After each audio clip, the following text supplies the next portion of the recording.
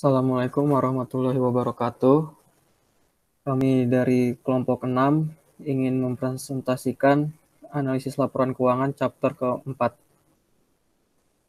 Yang pertama, menganalisis aktivitas investasi.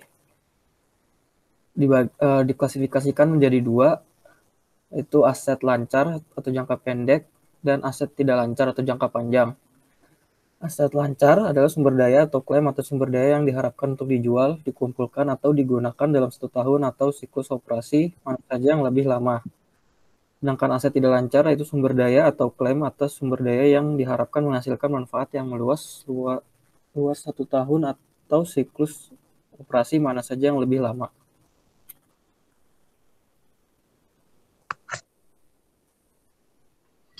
Kas, setara kas, dan likuiditas. Yang pertama ada tunai. Tunai itu ada mata uang, koin, dan jumlah yang disimpan di rekening bank, rekening giro, dan beberapa rekening tabungan. Yang kedua setara kas, yaitu investasi jangka pendek yang sangat liquid, yaitu mudah diubah menjadi uang tunai yang dikenal jumlah, sama, dekat dengan tanggal jatuh tempo, dan tidak sensitif terhadap perubahan suku bunga. Terus analisis kas dan setara kas. Yang pertama, perusahaan beresiko mengalami penurunan likuiditas jika nilai pasar dari investasi jangka pendek menurun. Yang kedua, kas dan setara kas kadang-kadang harus disimpan sebagai saldo kompensasi untuk mendukung pengaturan pinjaman yang ada atau sebagai jaminan atas hutang. Piutang. Piutang adalah jumlah yang harus dibayar dari orang lain yang timbul dari penjualan barang atau jasa atau peminjaman uang. Piutang mengacu pada janji lisan tentang hutang dari pelanggan. Piutang wesel mengacu pada janji tertulis formal tentang hutang dari orang lain. Penilaian piutang. Piutang dilaporkan pada mereka nilai realisasi bersih, jumlah total piutang dikurangi penyisihan piutang tak tertagih. Manajemen memperkirakan penyisihan barang tak tertagih berdasarkan pengalaman, kekayaan, pelanggan, ekspektasi ekonomi dan industri, dan kebijakan penagihan. Lalu menganalisis piutang. Itu penilaian kualitas laba seringkali dipengaruhi oleh analisis piutang dan kolektibilitasnya. Analisis harus waspada terhadap perubahan penyisihan, dihitung relatif terhadap penjualan piutang atau kondisi industri dan pasar. Ada 2 pertanyaan analisis khusus. Yang pertama, resiko pengumpulan. Tinjau penyisihan barang tak tertagih sehubungan dengan kondisi industri. Terapkan alat khusus untuk menganalisis kolektibilitas. Pertama, menentukan piutang pesaing sebagai presentasi dari penjualan. Yang kedua, memeriksa konsentrasi pelanggan. Itu risiko meningkat bila ada piutang terkonsentrasi pada satu atau beberapa pelanggan. Terus selanjutnya menyelidiki pola umur piutang lewat jatuh tempo dan berapa lama. Selanjutnya menentukan porsi piutang yang merupakan perpanjangan dari piutang sebelumnya. Lalu menganalisis kecukupan tunjangan diskon, pengembalian, dan kredit lainnya. Lalu yang kedua, keaslian piutang. Itu tinjau kebijakan kredit untuk perubahan dan tinjau kebijakan pengembalian untuk perubahan. Sekuritisasi piutang. Sekuritisasi atau anjak piutang adalah saat perusahaan menjual semua atau sebagian dari piutangnya kepada pihak ketiga. Piutang dapat dijual dengan atau tanpa bantuan kepada pembeli, atau jalan lain mengacu pada jaminan kolektibilitas. Penjualan piutang dengan jalan lain tidak secara efektif mengalihkan risiko kepemilikan. Untuk sekuritisasi dengan jenis bantuan apapun, penjual harus mencatat aset dan kewajiban kompensasi untuk jumlah yang diperhitungkan. Dan untuk sekuritisasi tanpa bantuan apapun, penjual menghapus piutang dari neraca. Biaya dibayar di muka. Biaya dibayar di muka adalah pembayaran di muka untuk jasa atau barang yang belum diterima yang melampaui periode akuntansi saat ini. Contohnya, pembayaran uang muka untuk sewa, asuransi, utilitas, dan pajak properti. Analisis prepaid. 2 masalah analisis. Yang pertama, untuk alasan kemanfaatan. Pembayaran di muka tidak lancar terkadang disertakan di antara biaya prabayar yang diklasifikasi sebagai saat ini. Jika besarannya besar, biaya tersebut memerlukan pengawasan. Yang kedua, setiap perubahan substansial dalam biaya prabayar menjamin pemeriksaan. Persiapan bulanan.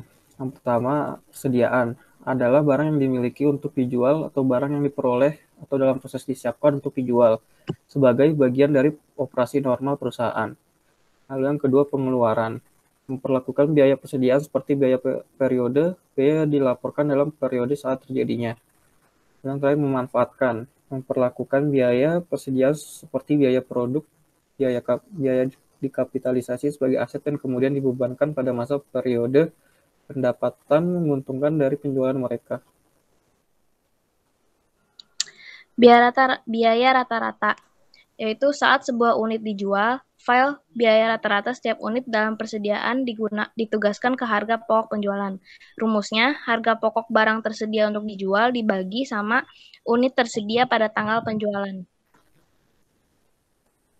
First in, first out, atau FIFO. Biaya tertua, harga pokok penjualan. Biaya terkini, persediaan akhir.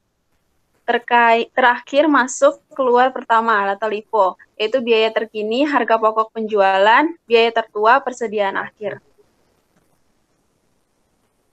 Pengenalan aset umur panjang. Aset berumur panjang adalah sumber daya yang digunakan untuk menghasilkan pendapatan atau mengurangi biaya dalam jangka panjang. Aset tetap berwujud seperti properti, pabrik, dan peralatan. Aset tidak berwujud seperti paten, merek dagang, hak cipta, dan niat baik. Biaya yang ditangguhkan seperti pengeluaran penelitian dan pengembangan atau R&D dan sumber daya alam. Pengenalan aset umur panjang. Yang pertama, kapitalisasi. Proses penangguhan biaya yang timbul dalam periode berjalan dan yang manfaatnya diharapkan meluas ke satu atau lebih periode pada masa depan. Yang kedua, alokasi. Proses pembebanan biaya atau aset yang ditangguhkan secara berkala ke satu atau lebih periode manfaat yang diharapkan di masa depan. Ditentukan oleh masa manfaat, nilai sisa, dan metode alokasi. Yang ketiga, penurunan. Proses menuliskan nilai aset ketika arus kas yang diharapkan atau tidak didiskontokan kurang dari nilai tercatatnya. Aset tak berwujud. Aset tak berwujud itu atau aktiva, yaitu aset tidak lancar tanpa fisik zat, sering menyediakan hak eksklusif atau hak istimewa, biasanya didapat untuk operasional menggunakan, dan hidup yang berguna adalah seringkali sulit untuk menentukan. Akuntansi atas aset tak berwujud. Yang pertama ada paten, lalu hak cipta, lalu leaseholds, lalu penyewaan perbaikan, lalu niat baik, yang terakhir merek dagang dan nama dagang. Menganalisis intangibles and goodwill. Yang pertama, telusuri benda tak berwujud yang tidak tercatat dan niat baik. Seringkali salah menilai dan kemungkinan besar ada di luar neraca. Yang kedua, periksa super earning sebagai bukti niat baik. Ketiga, tinjau periode amortisasi. Kemungkinan adanya bias di arah amortisasi kurang dan dapat meminta penyesuaian. Yang keempat, kenali niat baik memiliki masa manfaat yang terbatas apapun keunggulan lokasi, dominasi pasar, sikap kompetitif, keterampilan menjual, atau produk penerimaan. Mereka dipengaruhi oleh perubahan dalam bisnis. Kita masuk ke latihan soal, yaitu pertama exercise 36. Hampir semua perusahaan menghadapi kemungkinan kerugian dalam berbagai bentuk. Yang diperlukan, A. Jelaskan kondisi apa yang harus dipenuhi agar kontingensi kerugian harus dibayar dengan beban ke pendapatan. Yang B. Jelaskan kapan pengungkapan diperlukan dan pengungkapan apa yang diperlukan untuk kontingensi kerugian yang tidak memenuhi kriteria akrual beban atas pendapatan. Jawabannya untuk yang A, taksiran kerugian dari kontingensi kerugian diakru dengan beban kependapatan jika kedua kondisi tersebut terpenuhi.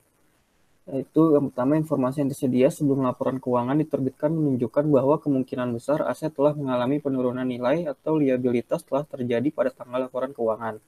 Tersirat dalam kondisi ini bahwa harus ada kemungkinan bahwa satu atau lebih peristiwa di masa depan akan terjadi yang mengkonfirmasi fakta kerugian tersebut. Hal yang kedua, jumlah kerugian dapat diperkirakan secara wajar. Untuk jawaban yang B, dalam kasus ini pengungkapan harus dilakukan untuk estimasi kerugian dari kontingensi kerugian yang tidak perlu diakrualkan dengan beban kependapatan ketika setidaknya terdapat kemungkinan yang wajar bahwa kerugian mungkin telah terjadi. Pengungkapan harus menunjukkan sifat kontingensi dan harus memperkirakan kemungkinan kerugian atau kisaran kerugian atau menyatakan bahwa perkiraan tersebut tidak dapat dibuat. Pengungkapan kontingensi kerugian yang melibatkan klaim yang tidak ditegaskan diperlukan jika kemungkinan besar klaim tersebut akan diajukan dan ada kemungkinan yang wajar bahwa hasilnya tidak akan menguntungkan. Exercise 3.14. Carson Company mensponsori program pensiun manfaat pasti. Program tersebut memberikan manfaat pensiun ditentukan oleh usia, masa kerja, dan kompensasi. Di antara komponen yang termasuk dalam REC, biaya pensiun bersih yang ditetapkan untuk suatu periode adalah biaya jasa, biaya bunga, dan imbal hasil aktual atas aset program. Yang dibutuhkan A. Identifikasi setidaknya 2 tantangan akuntansi dari program pensiun manfaat pasti. Mengapa tantangan ini muncul? B. Bagaimana Carson menentukan komponen biaya layanan dari biaya pensiun bersih? C. Bagaimana Carson menentukan komponen biaya bunga dari biaya pensiun bersih? D. Bagaimana Carson menentukan pengembalian aktual atas komponen aset program dari biaya pensiun bersih? Jawabannya yang A. 2 tantangan akuntansi utama yang dihasilkan dari penggunaan imbalan pasti rencana pensiun adalah: yang pertama, estimasi atau asumsi harus dibuat mengenai peristiwa masa depan yang akan menentukan jumlah dan waktu pembayaran manfaat. Yang kedua, beberapa metode yang mengaitkan biaya manfaat pensiun dengan masa kerja individu harus dipilih. Kedua tantangan tersebut muncul karena perusahaan harus mengakui biaya pensiun sebelum membayar manfaat pensiun. Yang B, Carson menentukan komponen biaya jasa dari biaya pensiun bersih sebagai nilai kini aktuaria dari manfaat pensiun yang dapat diatribusikan ke jasa karyawan selama periode tertentu berdasarkan penerapan rumus manfaat pensiun. Dan C, Carson menentukan komponen biaya bunga dari biaya pensiun bersih sebagai peningkatan proyeksi kewajiban manfaat karena berlalunya waktu. Mengukur kewajiban manfaat yang diproyeksikan membutuhkan akrual biaya bunga pada asumsi nilai diskon. Yang D, Carson menentukan pengembalian aktual komponen aset program dari biaya pensiun bersih sebagai perubahan nilai wajar aset program selama periode tersebut, disesuaikan dengan satu iuran dan yang kedua pembayaran manfaat. Lalu selanjutnya problem 36. Pemerintah AS secara aktif mencari identifikasi dan pembersihan situs yang mengandung bahan berbahaya. Badan Perlindungan Lingkungan atau EPA mengidentifikasi situs-situs yang terkontaminasi di bawah Undang-Undang Kompensasi dan Kewajiban Respons Lingkungan Komprehensif atau CER-CLA. Pemerintah akan memaksa pihak yang bertanggung jawab atas pencemaran situs untuk membayar pembersihan bila memungkinkan. Selain itu, perusahaan menghadapi tuntutan hukum bagi orang-orang yang dirugikan oleh pencemaran lingkungan. Pihak yang berpotensi bertanggung jawab termasuk pemilik dan operator tempat pembuangan limbah berbahaya saat ini dan sebelumnya, pihak yang mengatur pembuangan bahan berbahaya di lokasi, dan pihak yang mengangkut bahan berbahaya ke lokasi. Pihak yang berpotensi bertanggung jawab harus memperoleh tanggung jawab lingkungan yang tidak terduga jika hasil dari tindakan yang tertunda atau tindakan potensial kemungkinan besar tidak menguntungkan dan perkiraan biaya yang wajar dapat dibuat. Jumlah kewajiban lingkungan bisa besar. Misalnya, Exxon membayar ganti rugi sebesar $5 miliar untuk kecelakaan kapal tanker Exxon Valdez yang dipublikasikan secara luas. Perkiraan untuk membersihkan situs yang diidentifikasi oleh kisaran EPA setinggi $500 miliar hingga $750 miliar.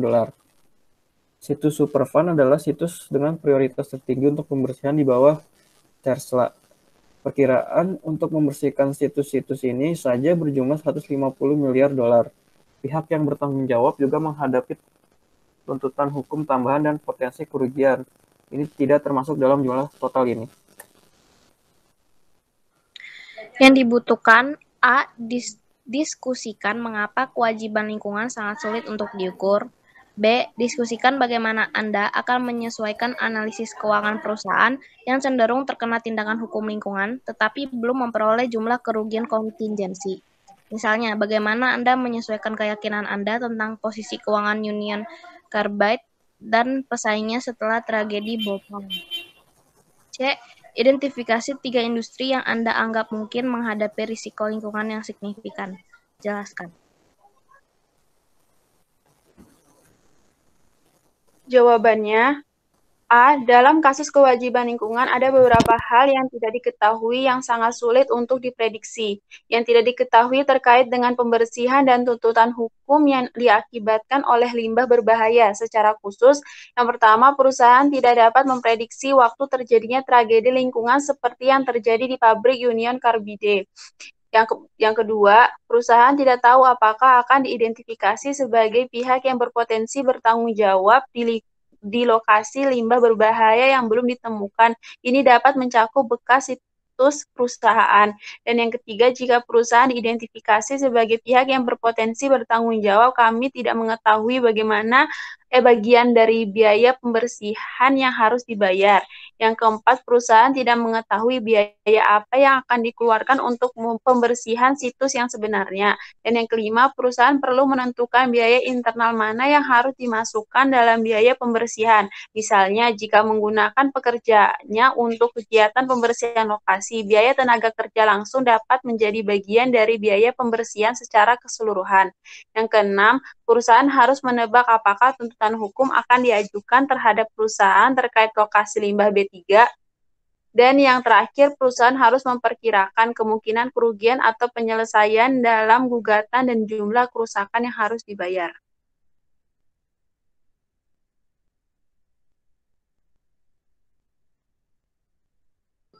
Kak, masih ke-mute, Kak.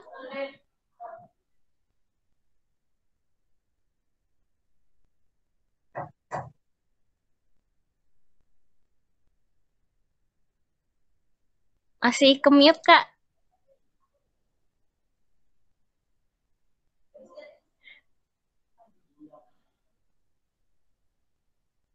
Mic Kakak belum hidup.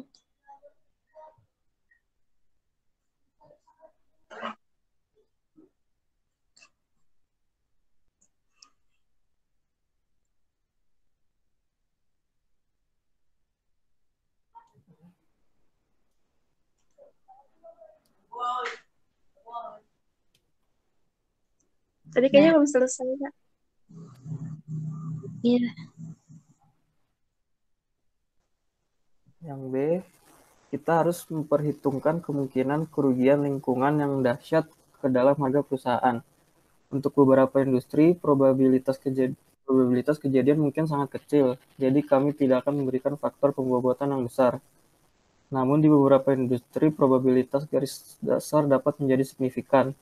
Selain itu, kami akan memperbarui probabilitas ini berdasarkan informasi tambahan. Misalnya, setelah tragedi Bhopal, analis mengabaikan penilaian pesaing utama. Ini menunjukkan bahwa analis merevisi keyakinan mereka tentang kemungkinan kerugian naik dari estimasi sebelumnya. Dalam model penilaian klasik, seorang analis dapat merefleksikan risiko ini dalam faktor diskonto yang diterapkan pada pendapatan masa depan atau arus kas masa depan. Dan C, beberapa industri yang sangat rentan terhadap risiko lingkungan meliputi produsen minyak, produsen bahan kimia, produsen tembakau, produsen dan distributor isolasi, perusahaan medis, dan perusahaan bioteknologi. Sekian presentasi dari kami, kurang lebihnya mohon maaf. Wassalamualaikum warahmatullahi wabarakatuh. Waalaikumsalam.